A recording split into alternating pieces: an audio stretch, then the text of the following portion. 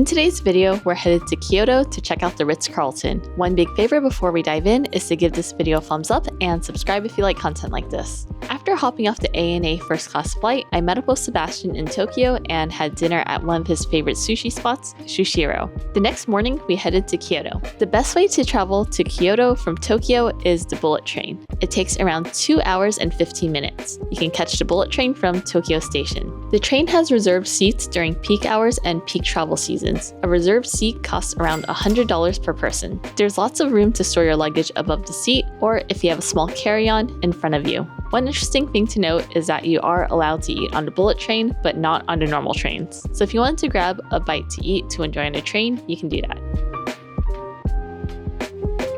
The Ritz-Carlton Kyoto was recently awarded a 1 Michelin key. It's a new rating system from the Michelin Guide to identify hotels with unique and exceptional stay experiences. It's located along the Kamogawa River with sweeping views of the famous Higashiyama Mountains. You can choose to book a tatami-style suite to get a ryokan effect or a Western-style one. Since we booked a standard room, we were assigned a Western-style room. This is the larger king room with a river view. This is a cute little seating area where you can enjoy some coffee, tea, and the view. This room is 560 square feet, and what makes it larger is the ability to put a couch here, and the king bed, as you can see, is significantly larger than a standard king bed. So I would say right here, so there's 3 pillows across and not your average king size bed. Over here, there's the phone, and everything is electronically controlled for blinds, curtains, and different light settings. They also have USB-C chargers and USB along with regular plugs. Forgot to mention that there is a TV here that you can actually flip out. Yeah, it goes all the way out. Over here is a nice little tea set. Tea set with a bag of green tea leaves. Super fragrant. Yeah, I can smell it from here. Step into the bathroom area. So off the bat, we have 2 vanities. There is a box of amenities. So you have toothbrush, hairbrushes, mouthwash, razors, hair combs, and if you need anything additional, you can just call them and ask. The larger amenities are from the boutique. Shower area is really cool. So there is wood here, which is nice. Kind of gives like the onsen feel, and nice little bathtub here. Very spacious bathtub. Oh, it is slippery, so be careful. There is a waterfall head and also a shower head as well. Also really cute accents on the wall. Closet is going to be behind these doors. You can see our stored luggage so far. Drawers if you wanted to unpack, and the safe is going to be located here.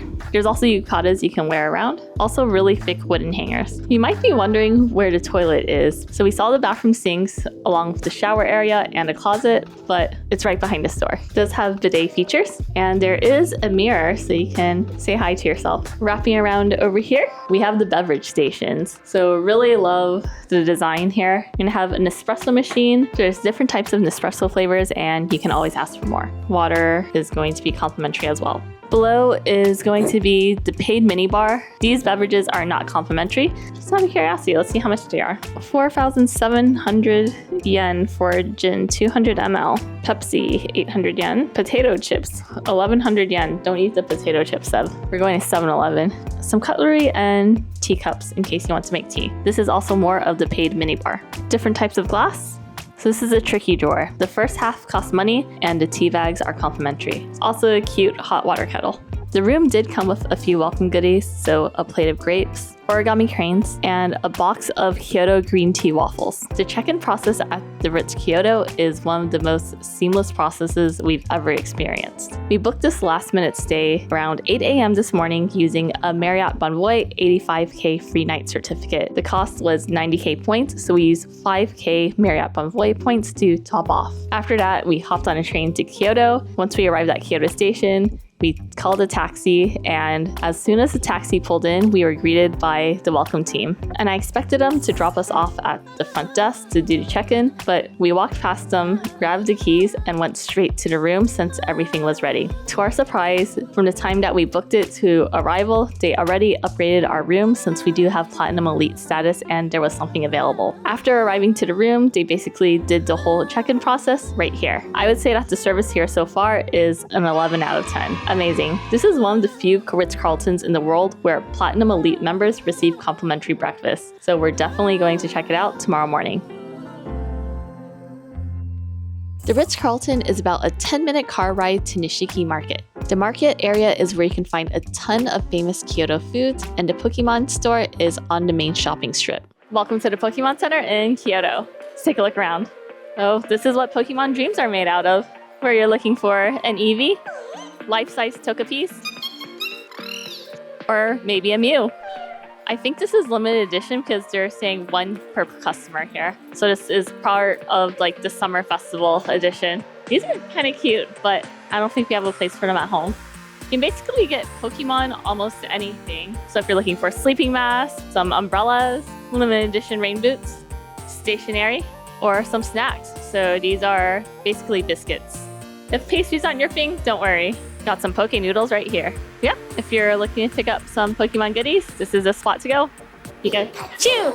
A few moments later. There's a few things Kyoto is famous for, and soba noodles is one of them. So we are here at a soba restaurant. They serve soba and udon, but I'm going to get a set where it's the cold soba noodles and also has a side of tempura and the famous tofu. So all together, that's going to be 22.50 yen. And you can get it hot or cold. All right, the noodles are here. So I have the cold version, and over here is the dipping sauce. You have all the garnishes for the dipping sauce, and then on the bottom is the actual sauce. What's pretty cool is after you finish the soba noodles, you can actually drink this as a soup. So what's in here is soba water. Soba water is left over after the soba has boiled. It includes water-soluble nutrients from buckwheat. Pour the soba water into the leftover dipping sauce and enjoy it. So something nice to sip on after the meal. This is the side of tofu. This is going to be the rice with mushrooms. Okay, let's dive in. So you take some noodles, dip it in the sauce, and then you eat it. It's pretty good. Okay, let's try the tempura. Nice and light batter, pretty good. And the tofu. That's really unique. It's almost like a jelly consistency. So I've never had tofu like this before. Very surprising, but in a very good way.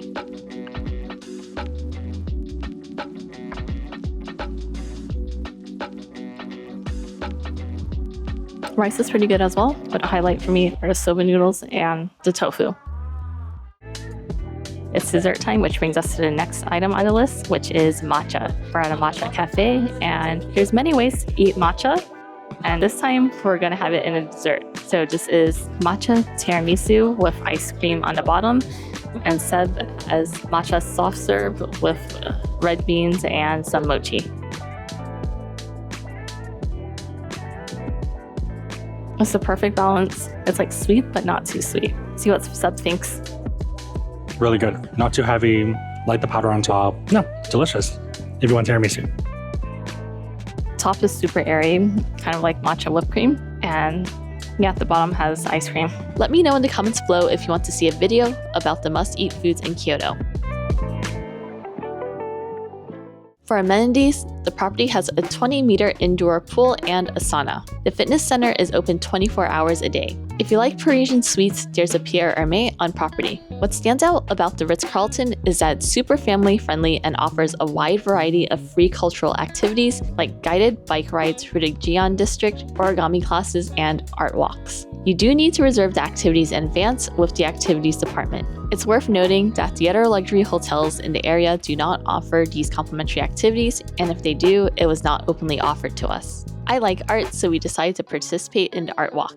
The property has over 400 pieces of art installed throughout the resort. A lot of the pieces are custom commissions, like the glass bamboo wall near the front desk and the giant wooden chandelier in the lobby. The majority of art in the resort is from local artists based in Kyoto and throughout Japan. It was also interesting to learn that they rotate out the giant bonsai tree every few weeks. There are a lot of small, really thoughtful details embedded within the property that most people would easily miss unless they take a closer look. One of our favorite parts of the room is going to be this section where it seems like it's part of the outside, but it's kind of like a room inside of a room just because of the wood tones that separate everything out. Here we are enjoying some green tea. This property does have a mascot, which is the Ritz-Carlton lion in a kimono, and you can choose either a gold or a silver belt. However, unless you have children, this is the one property where they actually made us purchase this lion. We don't mind because it's part of our collection now, but just something worth noting that don't expect to get these for free here if you are a collector or if you don't have a kid. The cool thing though is that it looks like Mandy. What? Turn your head around. Your hair? You guys look pretty similar. Good morning. It's time for breakfast. Breakfast is served at the Italian restaurant La Locanata.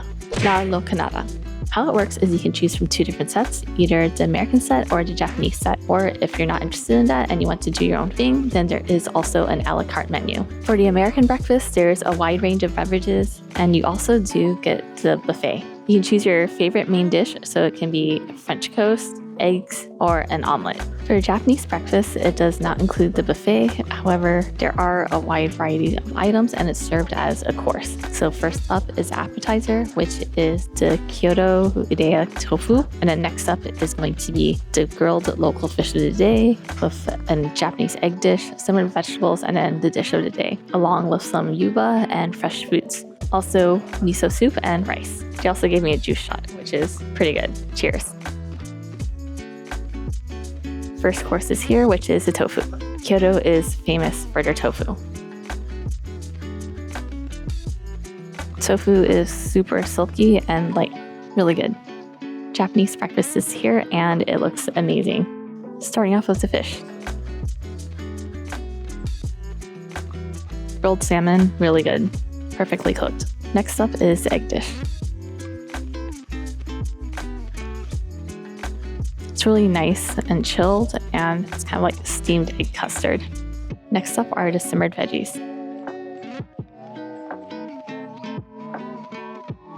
So it's tofu and green veggies. It's also a chilled dish and pretty refreshing. And then next up is the yuba soy milk skin with plum and assorted Japanese pickles.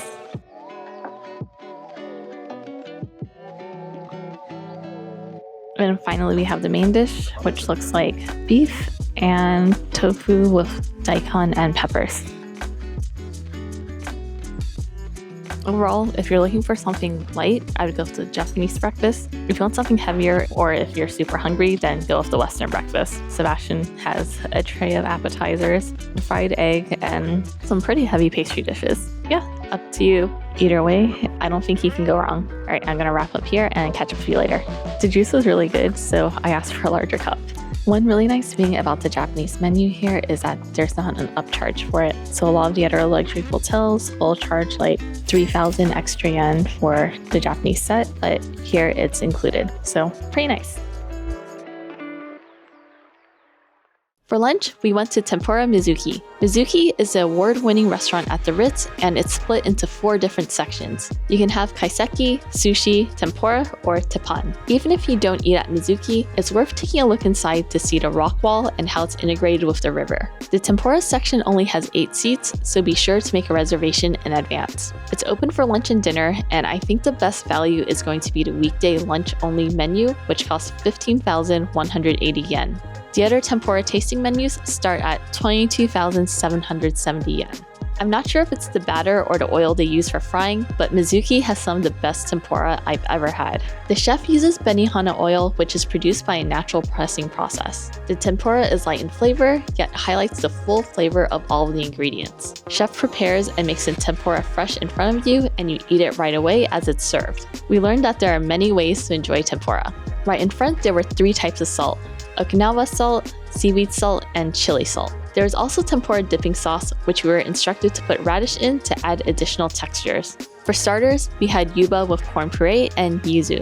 It was light, sweet, and a refreshing melody of flavors and textures. The prawn head was light and airy. The body of the prawn was light and bouncy, and we tried it 3 ways. The first bite is with no seasoning, the second bite is with seaweed salt, and then finally, the last bite is with lemon. There was also a variety of seafood like Hokkaido scallops and eel. The tasting menu also highlighted many local vegetables like bell peppers, eggplant, and onions. Finally, we ended the meal with a tempura rice bowl and shrimp stock sauce. I think it's definitely worth trying the weekday lunch menu, and it was one of our favorite meals from the trip. Overall, we really enjoyed our stay at the Ritz-Carlton Kyoto and would happily stay here again. The service and attention to detail from the team are next level. I appreciated the smooth check-in process, and they also made sure that all the activities and meals we wanted to experience were available. The team communicated with each other, so when our lunch ran late, the activities team was flexible and picked us up from Mizuki to start the tour. The room is spacious and really well designed. I think it's a great property to consider if you want an escape from the busy tourist areas, and if you do want to do tourist activities, sign up for the free guided cycling tours. If you made it this far in the video, leave a lion emoji down in the comments below and I'll try to heart and respond. My question to you is, what are your thoughts on the Ritz-Carlton Kyoto? Would you stay here? And is Kyoto in your future travel plans? Let me and everyone else know down in the comments below. See you in the next one.